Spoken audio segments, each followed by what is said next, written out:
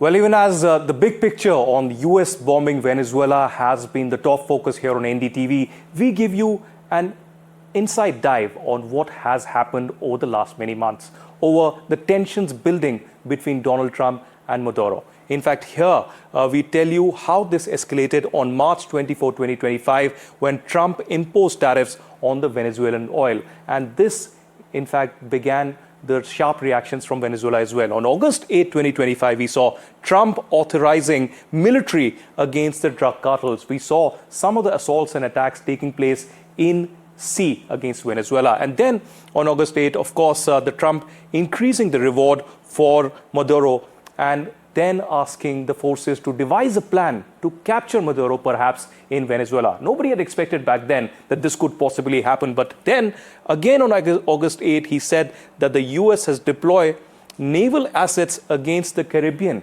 to actually keep the drug cartels under check. This was a significant development that had taken place from the Trump administration. And thereafter, on the September 6, 2025, Maduro sends a letter to Trump. In fact, there were hectic attempts made by the Maduro administration also to devise a plan for negotiation, to have talks process underway with Donald Trump. That clearly did not happen, and there was a fallout.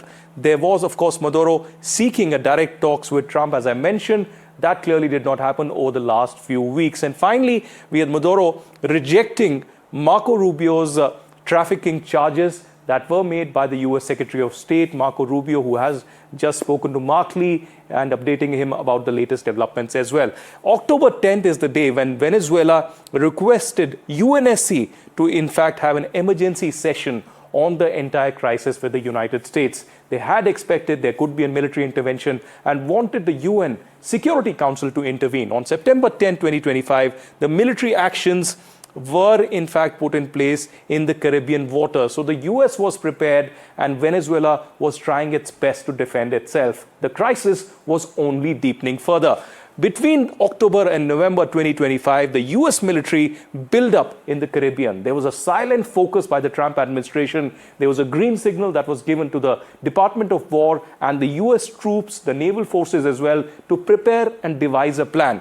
And finally, of course, the US positioned troops and warships in that entire region, and it was a matter of time when the strike could possibly happen because there was no action taken by Maduro against the drug cartels. Venezuela calls for the regional and OPEC support. Clearly, Venezuela and Maduro found themselves completely isolated, not just in the region, but globally. Not many takers or supporters for Maduro in this region. And finally, on November 21st, 2025, Maduro and Trump have a phone call. There was an attempt made by Maduro to have some kind of a negotiation or diplomacy at play to reduce the tensions between the two, but it was inevitable. Whatever could happen was merely clear in the next few hours and days. Maduro had called in a respectful, cordial language Trump to in fact intervene and have some kind of a negotiation pathway forward. On late December 2025, we had the US sanctions against the Venezuelan oil and companies and tankers. This was perhaps a clincher when the economy of entire Venezuela suffered. The oil business, the companies and the tankers came under direct target of the US Treasury. The US strike on drug boat loading facility in Venezuela happened on the 29th of December. Merely less than a week from now, we had these attacks that had taken place. Clearly a signal, a huge message to Maduro to change his tactics. And then between December 16 and 23, we also saw Trump declaring Venezuela airspace closed completely. And at this time on the social media, there was a huge chatter that possibly there will be some kind of an action that is being devised by the Trump administration. On December 16 and 23, between this time, Trump pushes and warns for Maduro to step down. Clearly, Maduro had been saying about a possibility of a regime change operation at play by the United States, and there was a warning, a signal that went out from the Trump administration. Maduro condemns move as a threat to the sovereignty. So to the sovereignty of Venezuela, there was a tactic adopted by Maduro, but clearly that didn't help his administration.